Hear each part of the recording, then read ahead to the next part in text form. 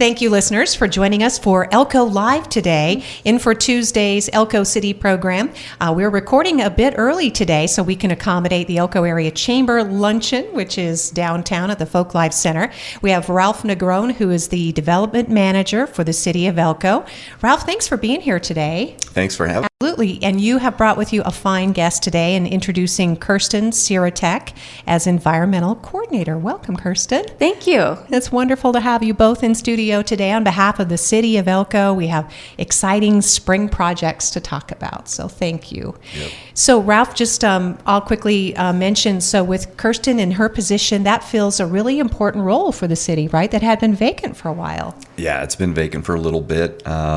And we were able to get Kurstin to jump into this role, and she's really learning quite a bit. It's not an easy role by any means, but she's really doing very well. I mean, all the reporting that has to happen with NDEP, she's really jumped into everything, and our outfalls that we do, water sampling, and now she has our cleanup, green up, which she's tackled. So I'll let her take the lead on that one. That sounds perfect, Ralph. We'll be filling in some blanks with Ralph, obviously, and talking about some cool projects and some visioning for City Hall. Kurstin, welcome to the program. It's great to see you. You're tough enough, though, because the job that you had just before this was code enforcement, which I'm enjoying the environmental coordinator role much more, I have to say. And it's been great. Like Ralph said, I'm learning a lot, and I'm sure I still have a lot left to learn, but it's something new every day. Well, welcome to the program. And again, I appreciate the work that you're doing at City Hall. So thank you. Thank you. And thank you for having me today. So we'll dive right in, talk about the cleanup, green up effort. This has been going on for some time in Elko, right? Yes, this is actually to the 22nd annual Cleanup Green Up. Yes, so we've been doing it for a long time, and we're just really appreciative of the volunteers that show up each and every year to help us out.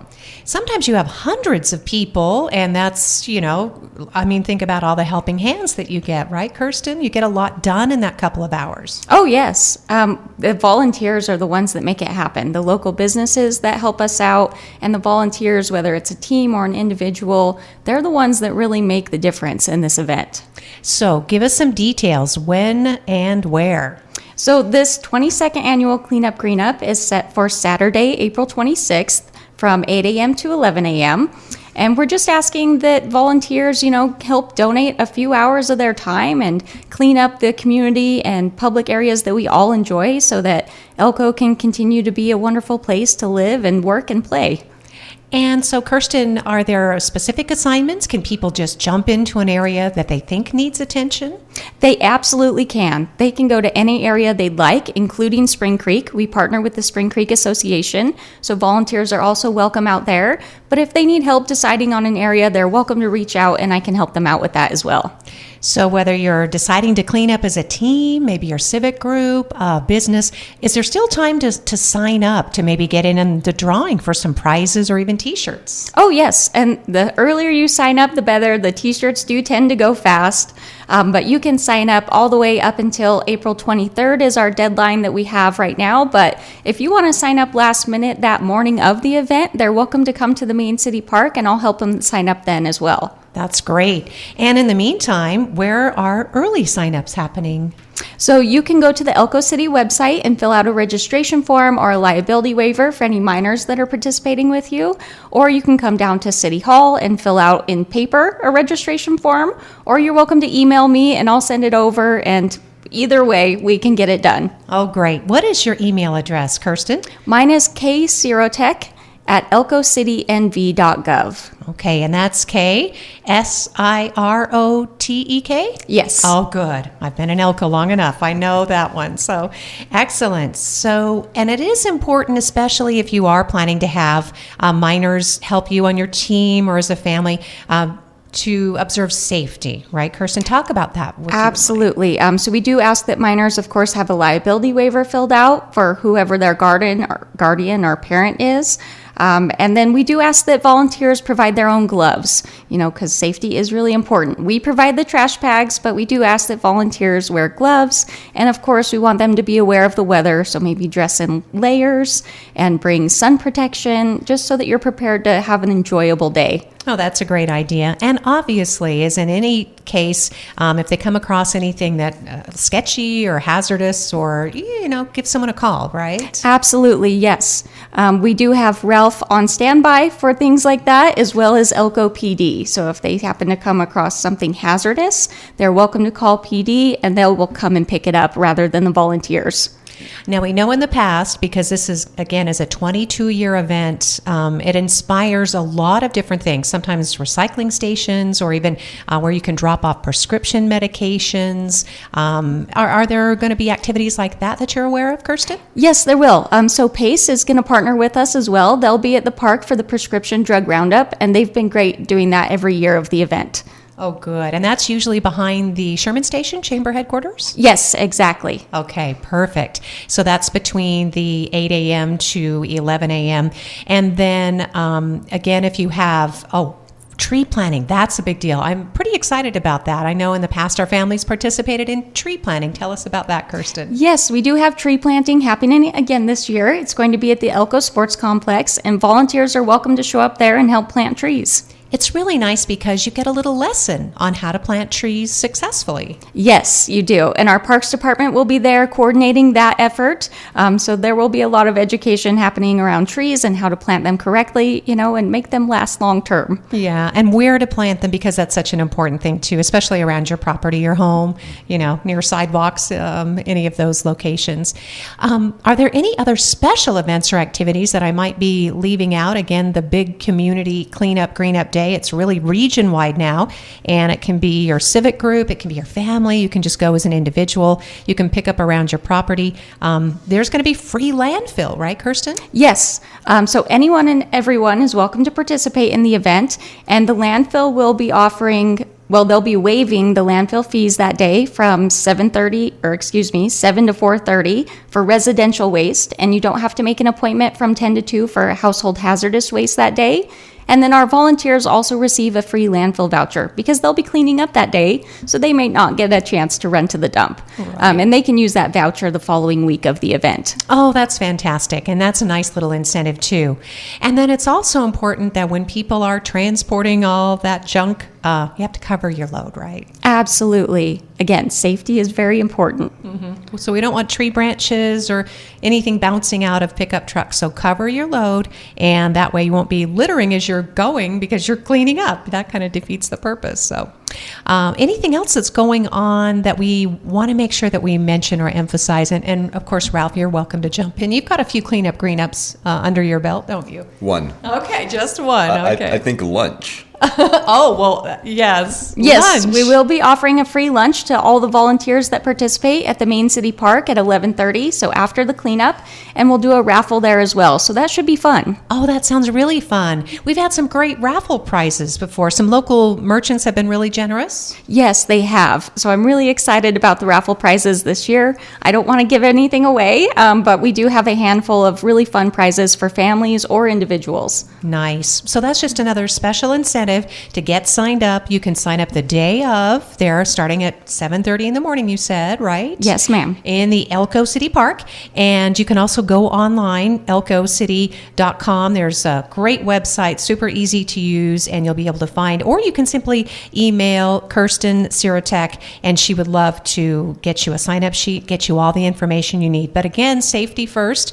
And when it's done, our city is just sparkling, isn't it? Yes, it's really amazing the difference that it makes. And we track the data each year for what's collected and what's taken to the landfill. And it's just really amazing to see how much it's grown over the years. And it can inspire so much more, right? Absolutely. Yes. Thank you, Kurstin. We appreciate you filling us in on the big Cleanup Green Up event, again on Saturday, April 26th. She's amazing, Ralph, just like you said. So, she's got it handled. So, thank you. She's one of the good ones. Yes, for sure. So, then we're going to talk about, with Ralph, our development manager, all this cleanup might really inspire people to do things around, homes and property. And as development manager, the city is always eyeing opportunities to enhance business, for example, to improve our quality of life, and to, frankly, improve people's investments, right? Absolutely. Yeah. So, I mean, we really want to take pride in the city of Elko County in general. I mean, it's important. We want our community nice and clean. It just attracts tourism. It's so much better. And we know there are going to be a couple of big projects this summer. One, as soon as the bids are open, now by the time this broadcast airs, because as I mentioned earlier, we're pre-recording, but we will know whether or not we've got the bids we need to go forward with the sidewalk project downtown. Assuming that we do, Ralph, it's going to be huge, but it's going to be impressive, right, when it's done. Yeah, this project is definitely going to impact, right? It's, so we're working very closely with all of the commercial developers, all the retail, everything down there. But the outcome, that's what's really, I think, is really going to make downtown corridor pop. So it's going to take a few months. So we're asking for a lot of patience as we get through this. Like you said, today we're going to find out how those bids came in, and we'll go from there. So. Yeah, and the city's been setting aside the money. It's part of our general improvement district, right? So It's all part of the plan. And the local businesses invest in that fund, and then they in turn reap the benefits, as does the entire community. So this sidewalk project is for the downtown corridor businesses, both railroad and commercial, but that far end near, if you're getting close to the post office area. So it's been a long time coming. Correct. Yeah, and it will require a lot of infrastructure work, for example, beneath the sidewalk. So that's again why it's going to take some time. It's not just about putting in some new sidewalk in areas. It's a lot of work here. Yeah, so that's coming, and we do know that another big project. Oh, let's talk about this huge cleanup, of which included city officials and maybe you had a few other helping hands, Ralph, but to clean up the city's humanitarian camp. Yeah, so last week, Thursday, Friday, we had city crews go out there, and basically, we give some notice to the people that are currently living there. Make sure that they throw out whatever they can so that our loaders can go in there, clean up the whole area, and just try to make it, with a nice appearance. So it's a lot of work. Crews spent about a day and a half there. Thursday and Friday. So it was a lot of work. So, but again, it's something we always do, and it gives them a place to stay. And it's a fresh start after, a long winter. Sometimes folks move on and they'll abandon camp, for example, Ralph? They do. So we found quite a few abandoned camps, which is good. Maybe hopefully they have moved on to a bigger, better place type of a thing. Yeah. And then we just clean that area up. So it's cleaned up. The humanitarian camp is really just vacant land that the city does maintain in this way. There's potable water, and then there's a couple of the blue rooms, I think. Correct. Porta potties? Yeah, there's about 4 restrooms that are currently there. They have water. Okay. And then, I'm still new to the area, but yeah, they do, people come in and they bring clothes and donations to the homeless. Yeah, and sometimes that gets a little out of control. I mean, the things that they can use at the humanitarian camp, especially during the winter, I mean, if you can imagine winter camping and you do it for fun, you're going to be well prepared. But sometimes there are folks, I mean, they could use firewood that is, not tree branches or anything. They need firewood that's already ready to go on, the fire. And clothes, sometimes they just and outdated food, it just gets piled up, and then that's what makes the city have to come in and clean up, right? Yeah. So, a lot of cleanup with that. We do find a lot of discarded clothes, food that you just can't use. But we also will collect all the grocery carts from Rayleigh's, Walmart, Smith's. So we try to set those aside and get those back to those retail stores. Yeah, returning those grocery carts, that is a big service. People don't realize those are several $100s each usually. Yeah, they average anywhere from $900 to $1,300. Wow. Yeah, and so when you collect, well over 100, that's a lot of money. Oh my goodness, yeah. So that's important to save those or salvage those and clean them up and return them if possible. So the humanitarian camp cleanup has been accomplished for the year. Is there? Well, I guess we just know that folks are aware that when they're camping there, they really do have to maintain their space. The police do frequent to make sure that people are safe as possible. Yeah, there are camp rules that they have to abide by, and they do get a little bit bigger sometimes, and so we just have to have that open communication with them. But we also work with the police department when we do the cleanup. They do arrive, they do an escort with us.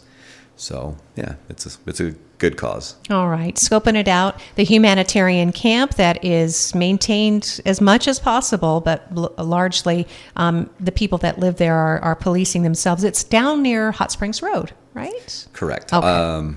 Kind of behind Gateway RV. Okay. STP Road. Okay, yeah. So that's all that we have right now. Obviously, for the city, the community is just not big enough to support anything beyond sort of designated camping. And this was done a few years ago because there were ordinances enacted just to keep folks from camping kind of dispersed everywhere because there were a lot of safety and sanitary concerns. Right? Absolutely, Yeah. absolutely. So, I mean, when, I've been back into Elko about a year and a half, and it's rare that you see homeless people in our downtown corridor or downtown.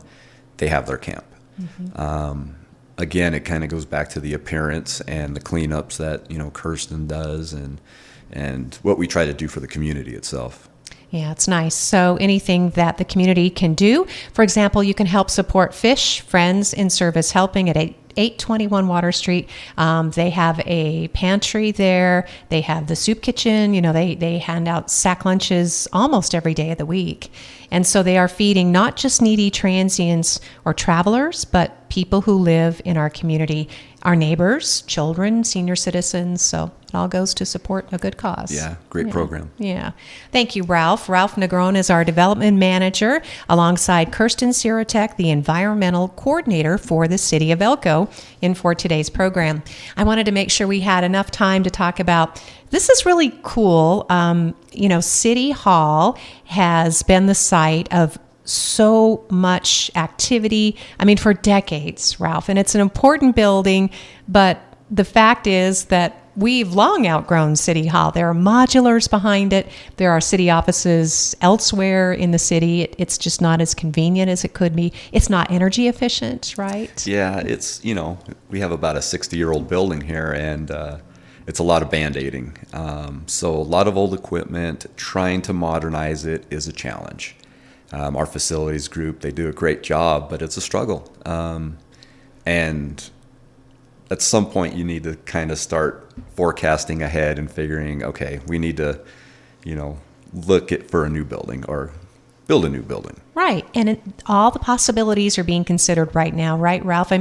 Right now, the most important consideration is where to build if we're going to build. Correct. So, and this will be going to City Council. So we've been looking at about 5 different spots, and we're trying to do our due diligence, just trying to see what's the best option for us with the least amount of impact.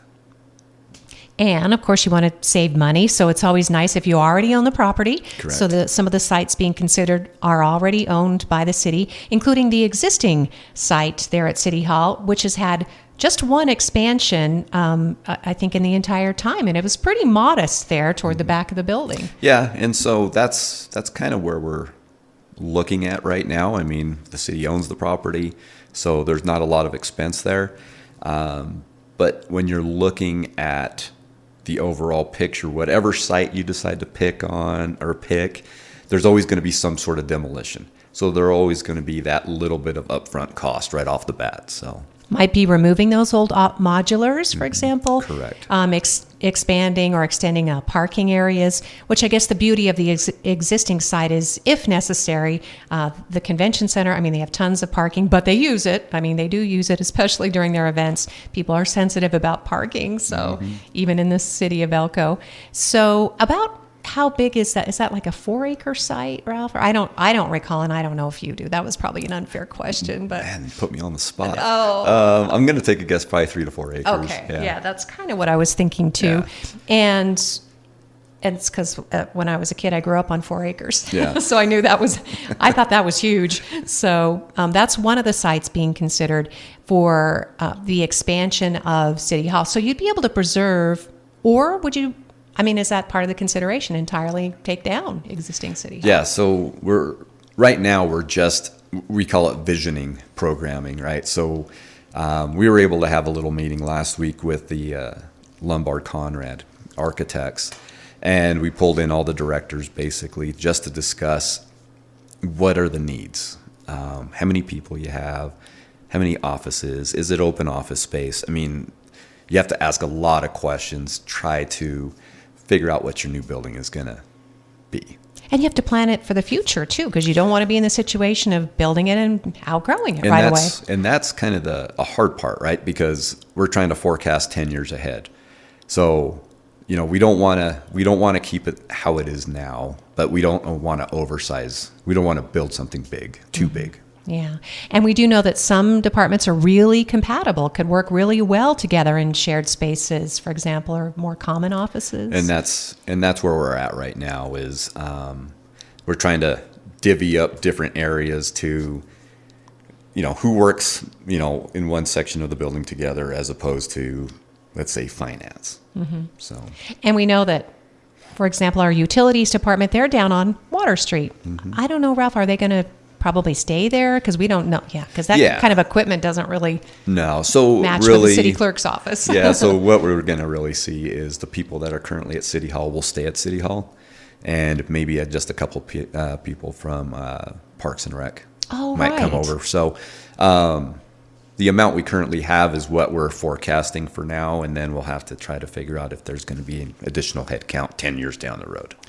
And this is important, this visioning, as Ralph is describing, because it takes this much planning and this much time to realize, this week we're celebrating 50 years of the Elko Convention Center, and that was controversial when it was built 50 years ago. And that space was outgrown, so now we have the adjacent conference center, and it's a big investment for the community, and that's what you're considering. Yeah, it really is. I mean, when you look at our City Hall right now, it's undersized. It's not really adequate for today's use. And you know what's so evident about that, Ralph, is I'm one of those people, I'm sort of sad because when I walk in, there's just the plexiglass everywhere. And it used to be, you could walk in City Hall and really just walk to anyone's office and talk to your friends. But that's not the environment we live in. No, and I think one of the approaches we're really taking is the safety aspect. We really have to look out for the current employees that are in this building. God forbid anything bad happen. Right. And we do have a pretty cool chambers when you think about, well, this is an Arnie Perhonen. You probably heard that name tossed around. He was the architect that built, that designed it. That's my first time I've heard it. Really? Yeah, okay. Yeah. So there's probably some people listening that say, who cares who the architect was? But Arnie Perhonen, he actually took a lot of care to make buildings that were built well and that they were unique looking. And so our chambers, they are kind of mid-century modern, I guess, if you will. And I know there's at least one other person listening who's like, yeah, I'm a big fan of architecture. So those are also important considerations, right? Can you preserve history at the same time we promote the future? Yep. Yeah. And that's what we're going through right now. Exactly. And all this conversation is just that too, because other than architects' preliminary work, we're not set up to pay for City Hall right now. No. This is going to take us a little bit to try to find that funding, but we're just in the programming stage. So the programming stage will, get us hopefully a set of blueprints so that we can build on it at some point. And years down the road. Yeah, it could be years down the road, certainly. And you did say it's going to be on a council agenda pretty soon? Well, we want to go through and go through the site selection. Mm-hmm. So we want city council to, aware of what we're working on, and hopefully they agree on what we've selected. So. Well, that's fantastic because that's also important is community involvement, making sure the community feels involved and is aware, right? Because I think the community trusts what you're doing. It's just about, oh, well, we're all nosy. We want to know what's going on, right? Well, yeah, again, it's all about due diligence, right? We want to make sure we're doing the right thing. And we're just taking our baby steps. Yeah, and we all care. We care about City Hall and the investments, that we're making. So That sounds really neat. So visioning is underway, and that is for the sites that are being considered right now, the 5 different sites. The sites could be the first thing, right, that comes before the council? Yep. Okay. Yeah, basically it. Cool. Well, we are all anxious, and I know you know some things and you can't talk about things yet, but that's okay because it's a work in progress. So other things that happen, though, really year-round, Ralph, that has to do with our downtown revitalization grants. We have storefront improvements, and then we have infrastructure grants. And your colleague, Kathy Laughlin, is very enthusiastic about those opportunities. Yeah, she's currently still working with those, and hopefully we get those grants out and we see some cool storefronts coming in. That's what's really inspired so much of the improvement in the downtown corridor. If you're down there, we kind of peeled off some of the old metal siding on a lot of buildings, returned them to some original ideas or, some architecture. And again, this big sidewalk improvement project will include not only new sidewalks that'll be pedestrian friendly, but there'll be some bump outs and places for some new art installation, right? Yep, that as well. So yeah, we'll be able to see some art up there. But probably one of the bigger things is water lines. So we're going to be putting in some new water lines downtown, which is definitely needed. That infrastructure, the stuff that we just walk over and we never see, is so important to our economic prosperity because that allows those old buildings to be preserved, but then new businesses to go in, like places to eat. Absolutely. Yeah. That's what we're kind of hoping for is, once we get this, prettied up, we get some maybe some cool restaurants coming in or something. I think that'd be great downtown. We do. We have so many wonderful small businesses, restaurants, places to entice us. And the restaurant businesses know the more restaurants you have, the more people you have dining out. It's just amazing the way it works out because people say, we have so many cool choices. Let's go downtown Elko. Absolutely, right? Yeah. Yep. So that's part of our investment in the infrastructure. Well, Ralph, is there anything else that's maybe on your desk or as development manager that you want to make sure people are aware of? You've got a busy job. Yeah, and it's getting a little busier, so it's good. No, I think we hit a lot today. So cool. Well, and again how important it is to invest in a community. In your previous role before you came back to the city, right? Yeah. Yes. So. Yeah. It's important that we have these opportunities in a city that's responsive. Well, I'll switch over to you, Kurstin, just to see, is there any of this conversation that inspired you or anything that we may have left out that you were hoping to mention today? I don't think so. I think we covered everything. I'm just really excited for a great turnout for Cleanup Green Up this year and really looking forward to putting together all those registration packets for our great volunteers. Thank you so much for heading it up, Kurstin. We appreciate your work. Kurstin Sirotek is Environmental Coordinator for the City of Elko, and Ralph Negron is the Development Manager. Cleanup Green Up is Saturday, April 26th. It is not too late to register, so please get in on this, whether you can pitch in for an hour or the whole 3 hours and then enjoy a lunch with the community following in the city park. It's a great effort and will leave you with a wonderful feeling, and you get a free landfill voucher. So there you go. Thanks, listeners, for joining us for today's edition of Elko Live here on KELK, featuring our officials from the City of Elko.